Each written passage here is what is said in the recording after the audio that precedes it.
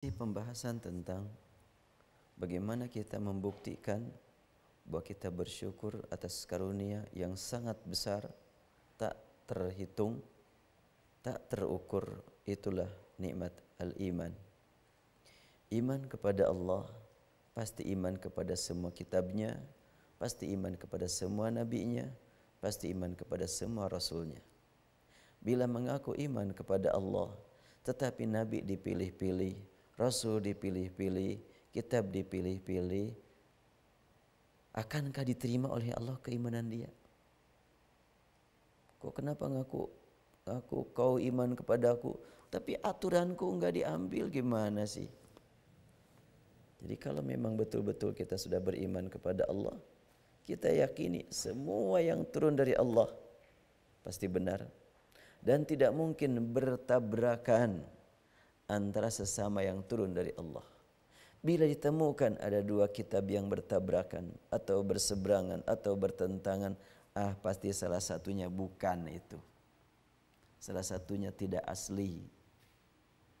Dan Al-Quran alhamdulillah dapat dibuktikan keasliannya karena dapat dihafal oleh semua umur di seluruh dunia. Lisannya berbeda, bicara sehari-hari berbeda. Manakala membaca Al-Quran, ternyata banyak sekali orang Indonesia yang fasih membacanya, sama kefasihan orang Indonesia dengan kefasihan orang Belanda, dengan kefasihan orang Sydney dan selanjutnya. Bagi yang fasih, sama. Tidak terpengaruh dengan bahasa masing-masing. Itulah mukjizat Al-Quran. Kembali kepada Al-Asma'ul Husna. Allah menyebutkan dalam Al-Quran, walillahil asma'ul husna fad'uhu biha ayyamma tad'u falahul asma'ul husna.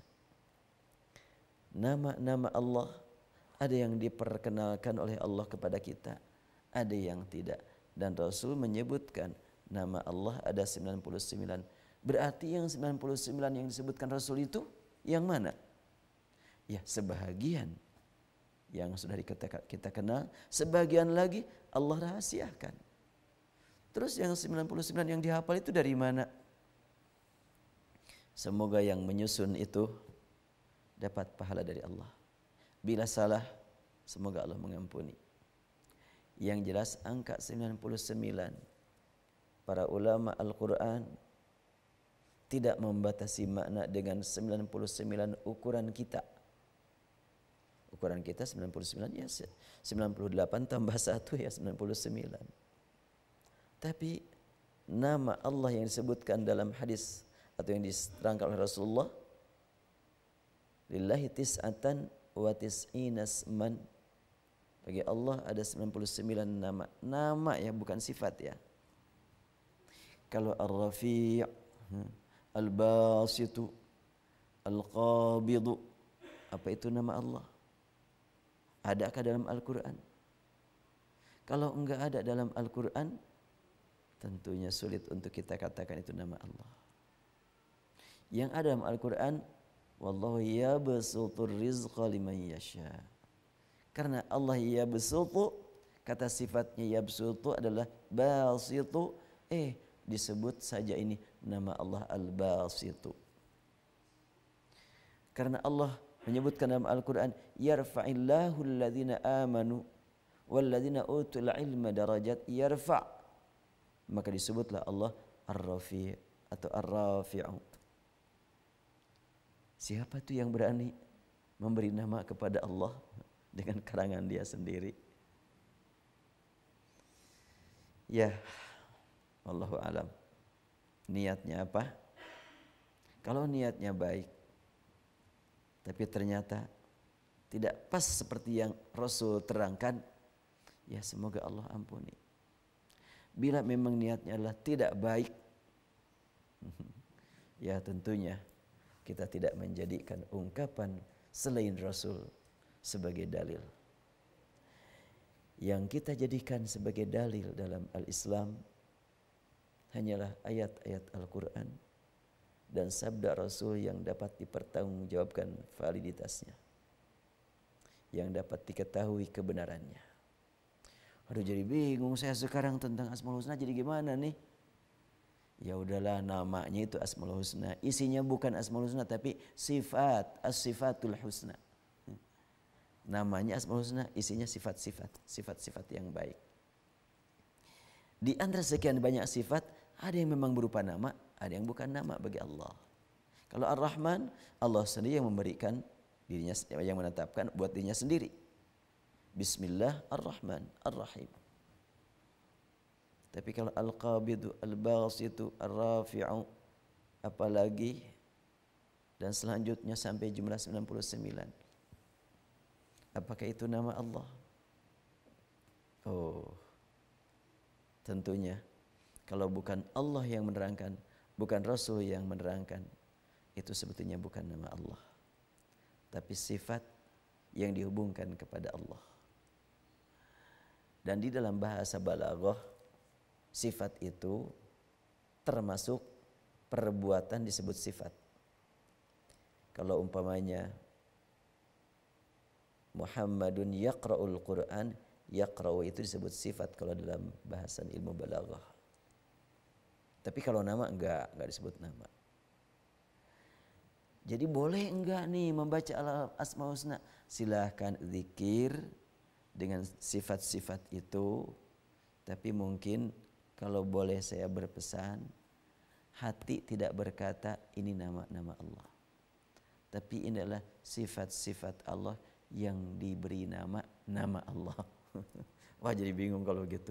Iyalah sifat-sifat Allah sajalah. Apalagi sudah ada buku lengkap membahas tentang Al-Asmaul Husna dari mulai awal sampai akhir. Ini maknanya. Saya memang termasuk yang ya bertanya-tanya gitu. Bukan terusik ya, bertanya-tanya. Kenapa sih diberi nama Al-Asmaul Husna kalau bukan nama yang langsung dari Allah, dari Rasul? Ya, itulah bagian dari pemikiran kita tentang satu ayat dari Al-Quran. InsyaAllah masih ada waktu 1 kali lagi, 2 kali lagi. Ya, 2 kali lagi. Oh iya, 2 segmen lagi ya. InsyaAllah kita lanjutkan setelahnya jeda berikut ini. Ya, kita lanjutkan dengan membahas satu pertanyaan yang disampaikan oleh Bapak Hamzah, yaitu terkait dengan banyaknya atau semaraknya iklan-iklan pengobatan alternatif, baik melalui media elektronik, media cetak. Sebetulnya bagaimana? Bolehkah kita sebagai umat Islam berobat kepada pengobatan-pengobatan alternatif? Selama yang disebut dengan obat harus dipahami rasional. Walaupun sembuh, sehat, itu adalah dari Allah dan bukan hubungan dengan akal, tapi hubungannya dengan keimanan. Maksudnya, ya, silahkan berobat kepada yang betul-betul ahli obat dan betul-betul obat yang sudah diketahui, diteliti bahwa itu adalah betul-betul obat. Saya tidak tahu yang dimaksud oleh pertanyaan tadi seperti apa pengobatan alternatifnya. Yang jelas kalau memang obat silahkan. Tapi kalau umpamanya harus percaya aja kepada dia, dia itu betul-betul tahu itu bagaimana cara menyembuhkan. Enggak, urusan pengobatan bukan percaya, tapi keilmuan. Kesembuhan adalah iman. Ya. Jadi jangan beriman kepada ahli obat, beriman kepada Allah. Nah, bagaimana bisa kita percaya bahwa itu obat kalau memang belum diketahui bahwa itu obat? Siapa yang dapat mengetahui obat? Ya para ahli. Bolehlah percaya kepada dokter, tapi jangan beriman ya. Tapi kalau kepada tadi alternatif, diketahui dulu betul nggak dia obat. Kalau umpamanya mengobati penyakit sakit perut ini, sakit kepala itu juga obatnya. Sakit apalagi pusing itu juga. Ya tentu kalau seperti itu sulit untuk dikatakan sebagai obat. Tapi kan sudah banyak tuh yang hasil tuh sehat-sehat. Kita khawatir sehat fisiknya untuk sementara, tapi keimanannya hilang. Non fisiknya rusak, hancur. Kita itu kan sehat sebentar ya. Jangan sampai sehat fisik, kehilangan sehat rohani. Tentunya kalau urusan syifa, kesembuhan, Allah menegaskan kepada kita melalui lisan Nabi Ibrahim. Alladzi khalaqani fahuwa yahdin, walladzi yut'imuni wa yasqin, wa idza maridtu fahuwa yashfin. Subhanallah. Dari awal ini kata kerja dihubungkan kepada Allah. Dia yang menciptakan aku dan dia yang memberi aku petunjuk. Dia yang memberi aku makan, dia yang memberi aku minum. Bila aku sakit, dia yang menyembuhkan.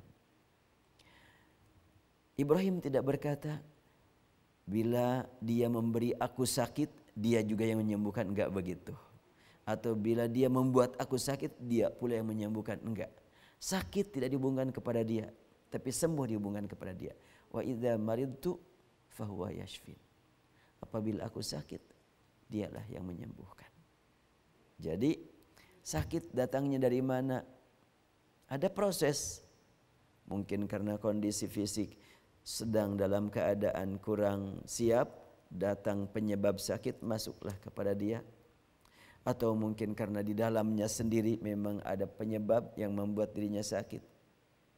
Atau memang sudah diprogram sejak memang dulu ya orang ini akan mengalami sakit. Tapi kita dengan rendah diri di hadapan Allah, ketika kita sakit tidak menyebut Allah ini yang membuat aku sakit. Enggak. Tapi apabila aku sakit, artinya sehat milik Allah. Sakit ada proses dari sekitar kita. Tapi kan sehat juga diobati. Banyak yang berobat tidak sehat. Dan banyak yang tidak kenal obat, sehat-sehat saja. Kalau gitu buat apa kita berobat? Melaksanakan perintah Allah. Karena Rasul bersabda, tadawau fa inna likulli da'in dawaan. Berobatlah kamu karena setiap penyakit ada obatnya. Setiap penyakit ada obatnya. Bukan setiap penyakit ada sembuhnya. Luar biasa ya hadis Rasul. Tidak disebutkan setiap penyakit ada sembuhnya. Bukti memang ada yang sakit sampai meninggal. Ada yang tidak sakit-sakit manusia. Pas menjelang wafat baru dia sakit. Itulah Fir'aun antara lain. Jadi tidak semuanya penyakit ada sembuhnya, tapi setiap penyakit ada obatnya. Silahkan cari obat, obat yang dicari. Kesembuhan dicari dari Allah, obat dicari dari alam sekitar. Jadi silahkan dilihat, diperiksa bagaimana proses pengobatan alternatif tersebut, rasional ataukah tidak. Bila rasional silahkan dicoba kalau memang perlu. Bila tidak rasional, tentunya pilih yang lebih rasional dan yang sudah memang dilakukan penelitian oleh sekian para ahli bahwa ini betul-betul obat. Saya juga barusan sebelum masuk ke studio ini ya minum obat karena memang masih dalam proses kontrol ke dokter.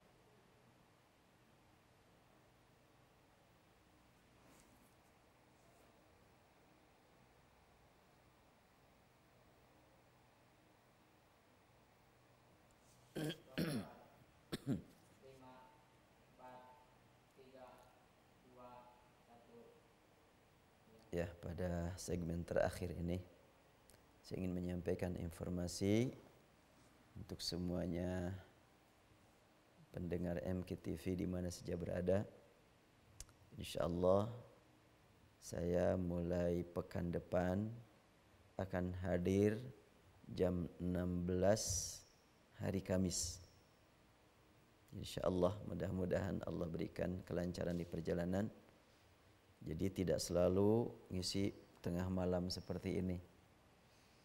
Ya, mungkin nanti malamnya bisa hadir, mungkin enggak.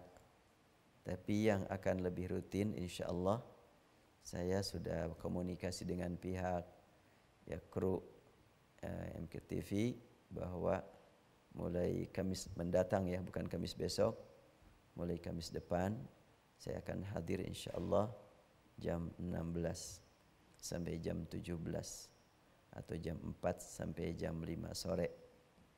Dan setelah itu saya sholat maghrib di Masjid Al-Murabbi. Biasa rutin dari dulu suka pengajian setiap Kamis malam di Masjid Al-Murabbi. Ya mudah-mudahan semuanya dapat mengambil manfaat dari sisa umur hidup yang tidak tahu berapa lama lagi usia kita.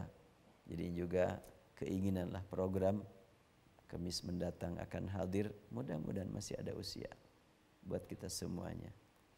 Dan juga insyaallah mungkin bagi yang mau menyampaikan pertanyaan melalui ya aplikasi Baigo Live juga dipersilahkanlah.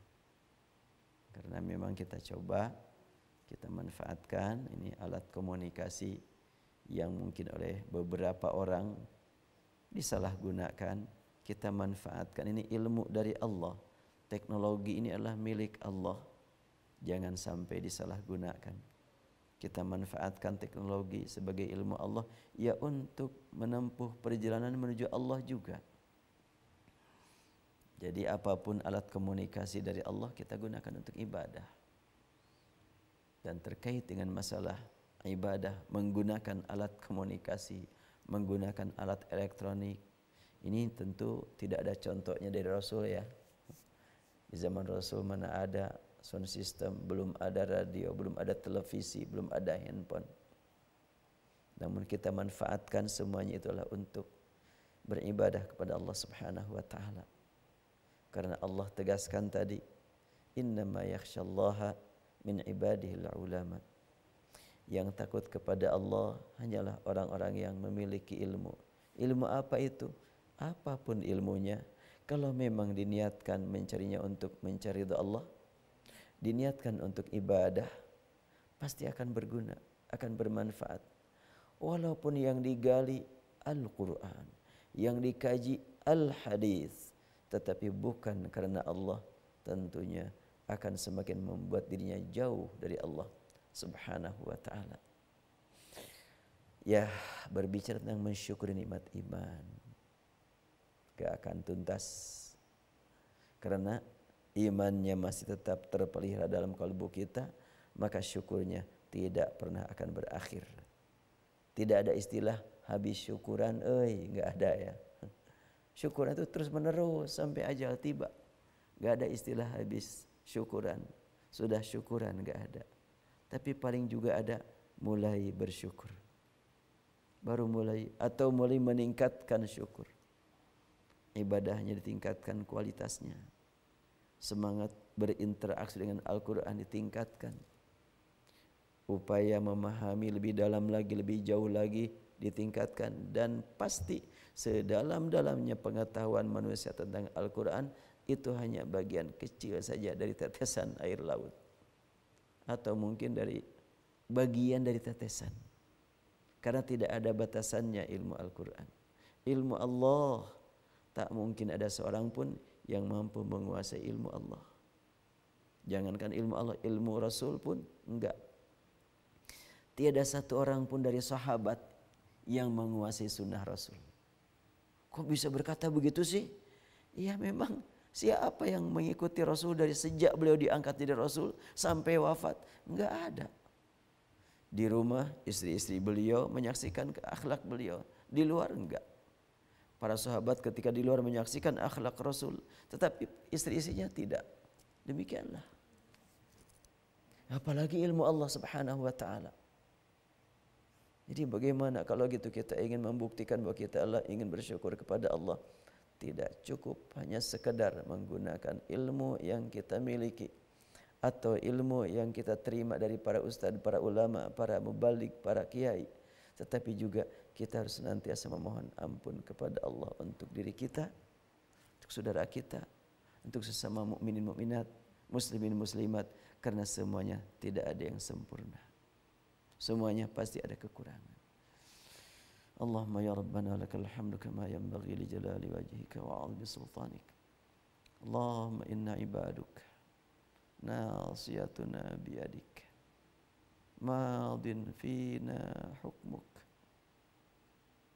ماض فينا حكمك عدل فينا قضاؤك نسألك يا ربنا بكل اسم هو لك سميته أنت يا الله أو علمته أحدا من خلقك أو أنزلته في كتابك أو استأثرت به في علم الغيب عندك أن تجعل القرآن ربيع قلوبنا نسألك يا الله أن تجعل القرآن ربيع قلوبنا وجلاء أحزاننا وذهاب همومنا برحمتك يا أرحم الراحمين ربنا آتنا في الدنيا حسنة وفي الآخرة حسنة وقنا عذاب النار سبحان ربك رب العزة عما يصفون والسلام على المرسلين والحمد لله رب العالمين. Sekali lagi insyaallah nanti ketemu hari Kamis jam 16. Assalamualaikum warahmatullahi